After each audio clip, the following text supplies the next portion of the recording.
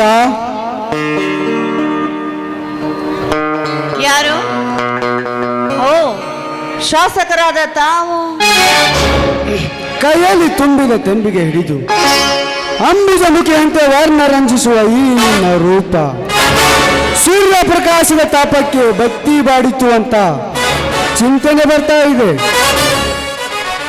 ಪಾಪ, ನಮ್ಮಂಥ ರೈತರ ಮನೆಗೆ ಬಂದು ನಮ್ಮ ಕಷ್ಟ ಸುಖವನ್ನ ನೀವು ವಿಚಾರಿಸ್ತೀರ ಅಂದ್ಮೇಲೆ ನಾವು ನಿಜವಾಗ್ಲೂ ದಯಾಗುಣದವರು, ದೊಡ್ಡ ಗುಣದವರು. ತಮ್ಮಂಥವರು ನಮ್ಮಂಥ ರೈತರ ಮೇಲೆ ಕರುಣೆ ತೋರುದನ್ನ ಕಂಡ್ರೆ ನನಗೆ ತುಂಬಾ ಕರುಣೆ ಬಂತು. ಸ್ವಲ್ಪ ಇರಿ, ಈಗಲೇ ಹೋಗಿ ನಮ್ಮ ಯಜಮಾನರು ಕರೆದುಕೊಂಡು ಬರ್ತೀನಿ.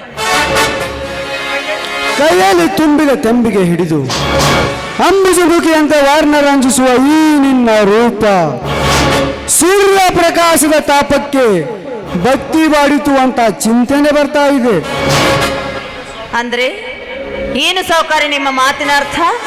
ಅರ್ಥ ನೋಡು ಸೀತಾ, ನನ್ನ ಪ್ರತಿಯೊಂದು ಮಾತು ಅರ್ಥ ಮಾಡಿಕೊಳ್ಳದೆ ನೀನು ಅನರ್ಥವೆಂದು ತಿಳಿದುಕೊಂಡರೆ ವ್ಯರ್ಥ ಕೊರಗಿ ಹೋಗುವುದು ಈ ನಿನ್ನ ಜೀವನ.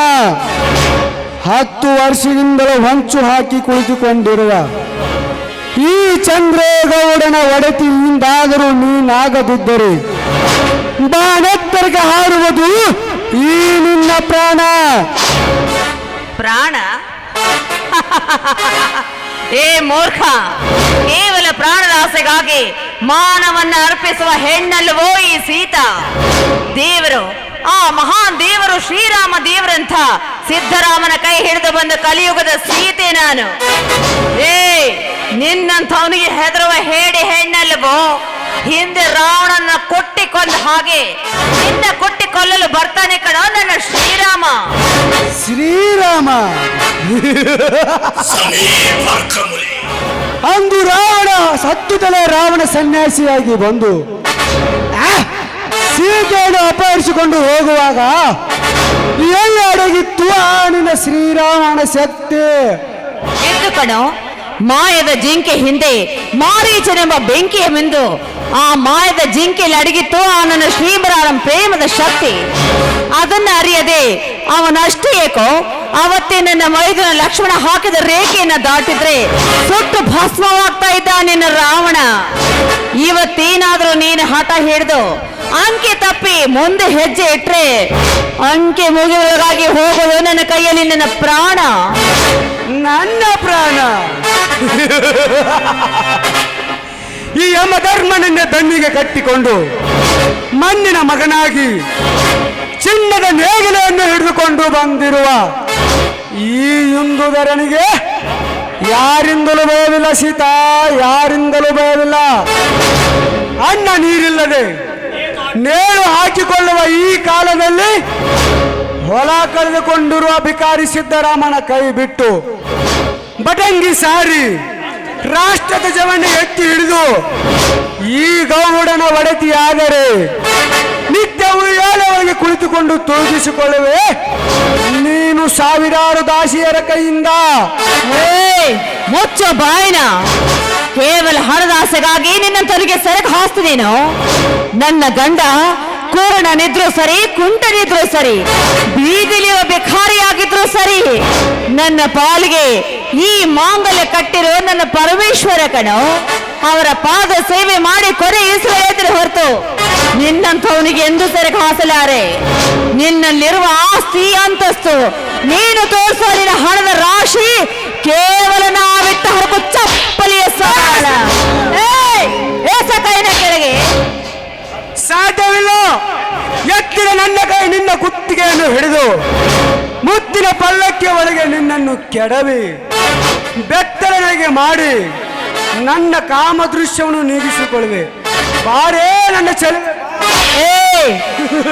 ಮಾನಿನಿಯರ ಮಾನ ಕಾಪಾಡಬೇಕಾಗಿದ್ದ ನೀನು ನನ್ನ ಕೈ ಹಿಡಿತೀಯ?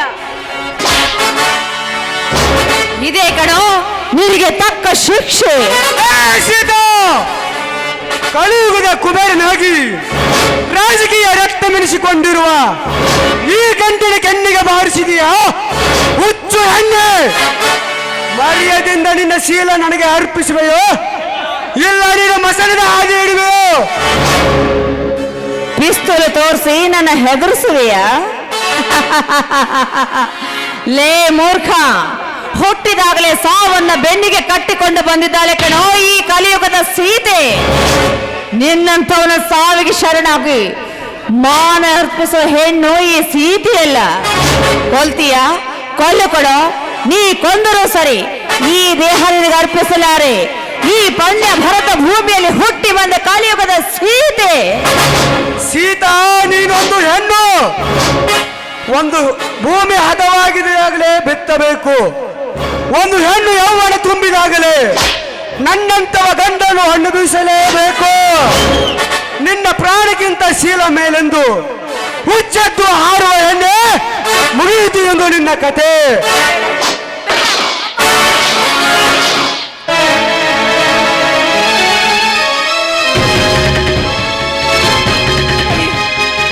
ಪಾಪಿ, ಕೊನೆಗೂ ನನ್ನ ಪ್ರಾಣ ತೆಗೆದು ಬಿಟ್ಟಿಯ ನೀಚ.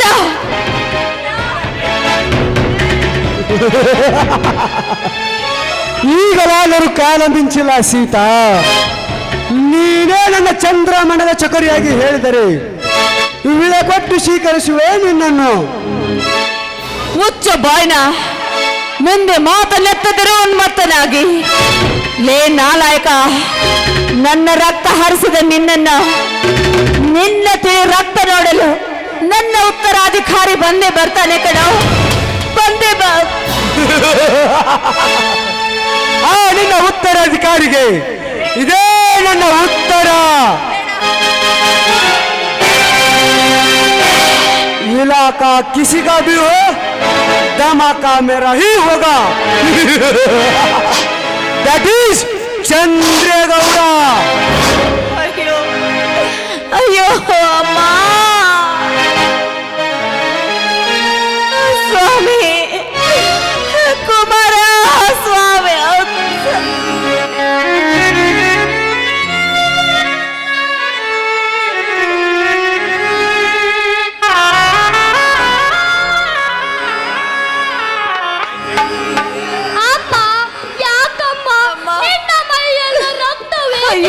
ಬರುತ್ತಿದೆ. ಏನಾಗಿದೆ ಅಮ್ಮ ನಿನಗೆ? ಹಳಬೇಡ ಕಂದ, ಹಳಬೇಡ. ಅಗು ನೋಡಲ್ಲಿ, ಆ ಪಾಪಿ, ಆ ಕ್ರೂರಿ ನಿನ್ನ ತಾಯಿಯ ಪ್ರಾಣವನ್ನು ತೆಗೆದು ಬಿಟ್ಟ. ಈಗಲೇ ಹೋಗಿ ಆ ಗೌಡನನ್ನು ನಿಲ್ಲಿಸಿ ಕೇಳ್ತೀನಮ್ಮ. ಬೇಡ ಕಂದ, ಬೇಡಪ್ಪ. ನೀನಿದು ಚಿಕ್ಕವನು, ಅವನು ಕಟುಕ ಕ್ರೂರಿ ಕಣೋ. ಇಲ್ಲಮ್ಮ, ಇಲ್ಲ. ಅವನಂತ ಕಟಗಳಿದ್ದರು ಸರಿ, ಅವನ ಗಂಟಲು ಸೀಳೆಯನು. ಅವನ ನೆತ್ತರ ಕುಡಿಯುವ ಸಾಮರ್ಥ್ಯ ನಿನ್ನ ಎದೆ ಹಾಲಲ್ಲಿದೆಯಮ್ಮ. ಇದ್ಯಾವ ಮರಿಯು ಈ ಸಿಂಹದ ಮರಿಯನ್ನು ತಿರುವಿದರೆ ತೆರೆಯನ್ನು ಕತ್ತರಿಸಿ ಹಾಕಿಬಿಡುತ್ತೇನೆ. ಇಲ್ಲ ಕಂದ, ಬೇಡಪ್ಪ. ಇದೇ ರೀತಿ ಹಠ ಹಿಡ್ದೆ ಅಭಿಮನ್ಯು ಚಕ್ರವ್ಯೂಹಕ್ಕೆ ಹೋಗಿ ತನ್ನ ಪ್ರಾಣವನ್ನೇ ಕಳೆದುಕೊಂಡ. ನೀನು ಆಗತಿ ಬೇಡ ಕಂದ. ಯಾಕಪ್ಪ, ಯಾಕಮ್ಮ ಈ ನಾಡಿಗೆ ಗಂಡುಗಳು ಎಣಿಸ್ಕೊಟ್ಟಿರೋ ನನ್ನ ಪುಂಡ ಚಿಕ್ಕಪ್ಪನಿಗೆ ಹೇಡಿಯಾಗಿ ಹೇಳ್ತೀಯ? ಇಲ್ಲಮ್ಮ, ಸಾಧ್ಯವಿಲ್ಲ.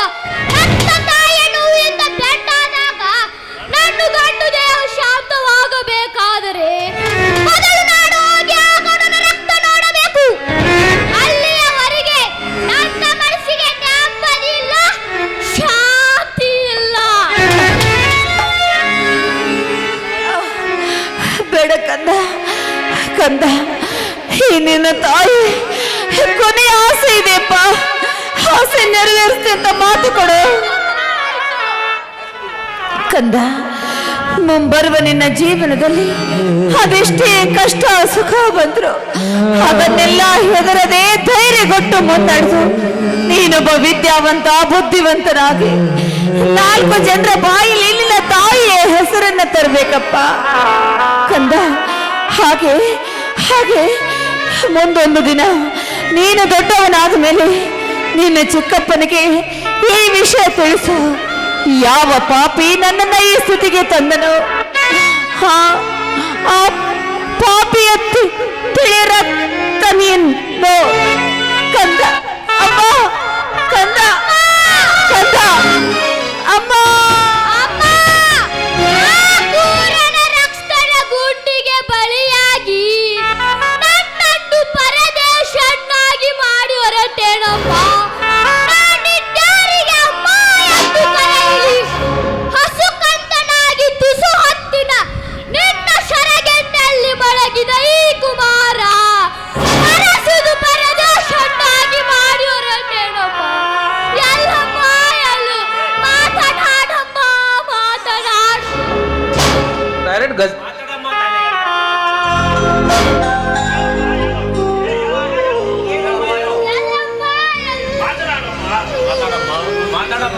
ಎಲ್ಲಮ್ಮ ಎಲ್ಲಿ ಮಾತನಾಡಮ್ಮ ಮಾತನಾಡು.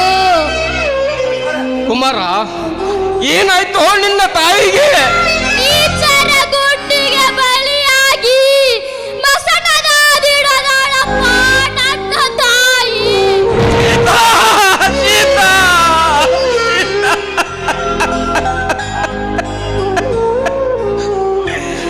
ಕ್ರೂರ ರಕ್ಕಸನ ಬಲಿಯಾಗಿ ಹೋದಿಯ ಸೀತಾ. ನಿನ್ನ ಕುಮಾರನ ಕೀರ್ತಿ ಪಾಂಡತ್ತರಿಗೆ ಬೆಳೆಯಲೆಂದು ಹರಿಸಿದ ನೀನೇ ಇಂದು ಅವಳ ಸಂತೋಷದ ಕಣ್ಣೀರೊರೆಸಿ ಹಾಗೆ ಕಣ್ಮುಚ್ಚಿ ಬಿಟ್ಟಿಯ ಸೀತಾ, ಹಾಗೆ ಕಣ್ಮುಚ್ಚಿ ಬಿಟ್ಟಿಯ.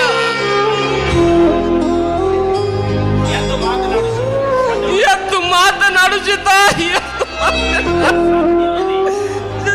ಅಪ್ಪ, ಸಾಧ್ಯವಿಲ್ಲದೆ ಶಿವನ ಪಾದ ಸೇರಿದ ಈ ಶಿರೋಮಣಿ ಮತ್ತೆ ನಿನ್ನ ಅರಮನೆ ಆಗಮಿಸಿ ನನ್ನ ಸುಖ ಸಂಸಾರದ ಬಗ್ಗೆ ಜ್ಯೋತಿ ಆಗುವೇನಪ್ಪ. ಇಲ್ಲಪ್ಪ, ಇಲ್ಲ.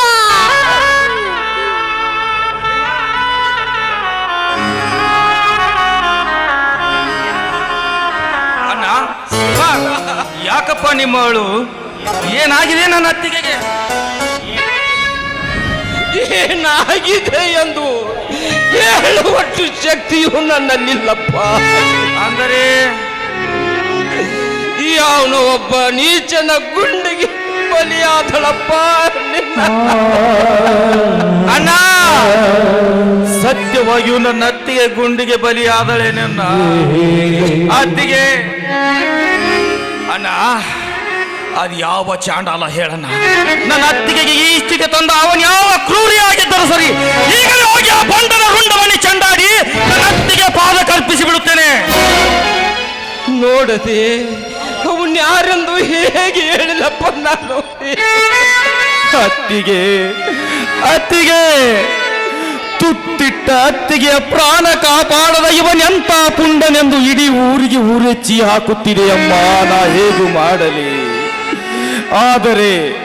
ಆದರೆ ಒಂದು ಮಾತು ಅತ್ತಿಗೆ, ಅನ್ಯಾಯವಾಗಿ ನಿನ್ನ ಪ್ರಾಣ ತೆಗೆದ ಅವನೆಂತ ಪ್ರತಾಪಶಾಲಿ ಆಗಿದ್ದರೂ ಸರಿ, ದುರ್ಗಮ್ಮನಿಗೆ ಬಿಟ್ಟ ಹರಕೆ ಕೋನದಂತೆ ಅವನನ್ನು ಕೈದು ಆ ಸೇಡಿನ ರಕ್ತ ತಂದು ನಿನ್ನ ಸಮಾಧಿಗೆ ರಕ್ತ ಲೇವೈತೆ ಲೇಪಿಸದಿದ್ದರೆ ನಾನಿನ್ನ ಮೈದುನ ಛಲಗಾರ ಬಲಭೀಮನೆ ಅಲ್ಲ, ಇದು ನಿನ್ನ ಶವದಾನಿಗೂ ಸತ್ಯ ಅತ್ತಿಗೆ. ಚಿಕ್ಕಪ್ಪ, ಸಾಧ್ಯವಿಲ್ಲದೆ ಎಲ್ಲದಕ್ಕೂ ಕಾಲ ಕುಡಿ ಬರಬೇಕು ಚಿಕ್ಕಪ್ಪ. ವಿಧಿ ಎಂಬ ಮಾಯೆ ನನ್ನ ತಾಯಿಯನ್ನು ಬಿಡದ ಮರಣದ ಛಾಯೆ ಬೀಸಿದಾಗಲೇ ನಮ್ಮ ಹೃದಯಕ್ಕೆ ಗಾಯವಾಗಿದೆ. ಆ ಗಾಯ ಮಾಯವಾಗಬೇಕಾದರೆ ಒಂದೊಂದು ದಿನ ನಿನ್ನಿಂದಲೇ ರಕ್ತಪಾತ ಆಗಬೇಕು. ಆ ನಂತರ ಪುಣ್ಯದ ರೈತ ಬದುಕಬೇಕು. ಅಂತಾಗಲೇ ನೀ ಕಲಿಯುಗದ ಭೀಮ ಮತ್ತು ಹತ್ತುವುದು ರೈತ ಹಚ್ಚಿದ ದೀಪ. ನಡೆ ಚಿಕ್ಕಪ್ಪ, ಮೊದಲು ಅಮ್ಮನ ಶವ ಸಂಸ್ಕಾರ ಮಾಡೋಣ, ನಡೆ.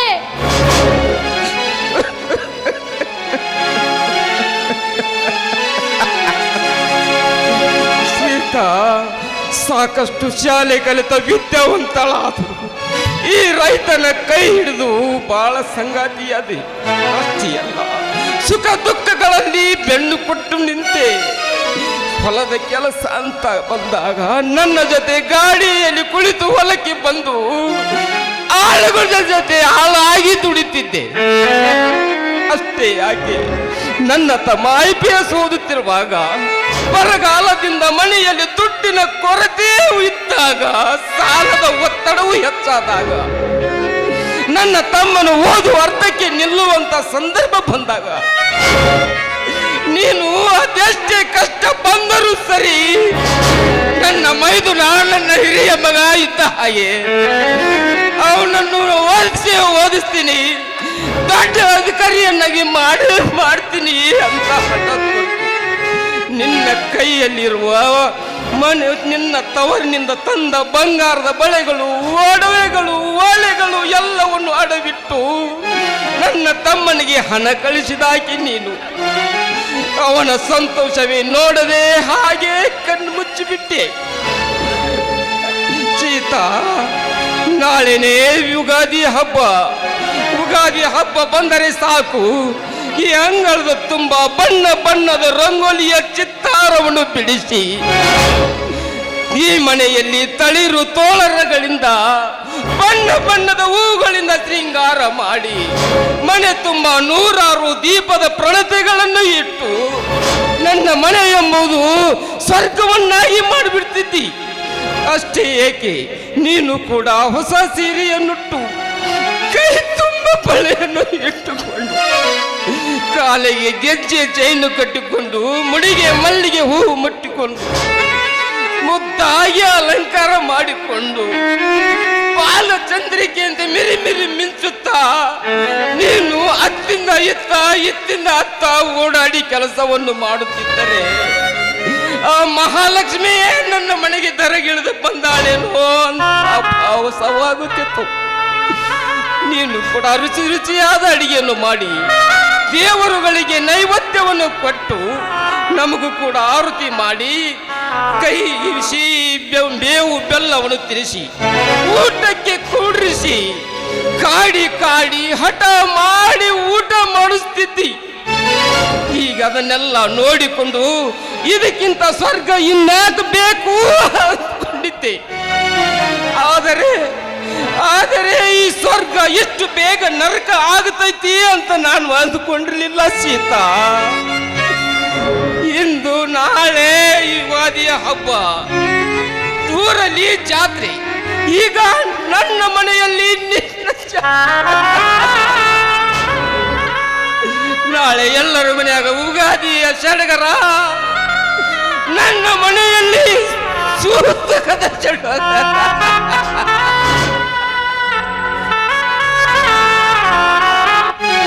ಅಳಬೇಡ, ವಿಧಿಯ ಬರಹ ಮುಂದೆ ನಮ್ಮ ಸ್ಥಿತಿ ಏನನ್ನ. ಅಳಬೇಡಣ್ಣ, ಅಳಬೇಡ ಅಣ್ಣ. ನನ್ನ ಓದಿಗಾಗಿ ಅತ್ತಿಗೆ ಮೈ ಮೇಲಿದ್ದ ಆಭರಣಗಳನ್ನು ಮಾರಿ ನನಗೆ ಶಾಲೆ ಕಲಿಸಿದಳಣ್ಣ. ಇನ್ಯಾರಿಗೆ ನಾನು ಅತ್ತಿಗೆ ಅನ್ನಲಿ? ಹೆತ್ತ ತಾಯಿಗಿಂತ ಹೆಚ್ಚಾಗಿ ಬೆಳೆಸಿದ ನನ್ನ ಅತ್ತಿಗೆಗೆ ನಾನು ಏನಂತ ಉಡುಗೊರೆ ಕೊಡಲಣ್ಣ, ಏನಂತ ಉಡುಗೊರೆ ಕೊಡಲಿ?